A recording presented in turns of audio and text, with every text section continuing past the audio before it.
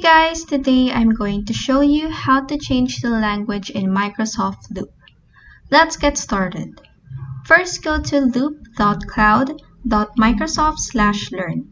This link will also be provided in the description box below. After that, log in your account, and this will lead you to your workspaces.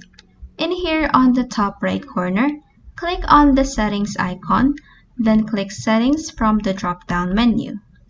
This pop-up will appear where you will click on languages from the panel right here, then click on add another language, and then choose your preferred language from the many options available. After you've chosen your language, just click on add right next to the field. And that is how you can change the language in Microsoft Loop.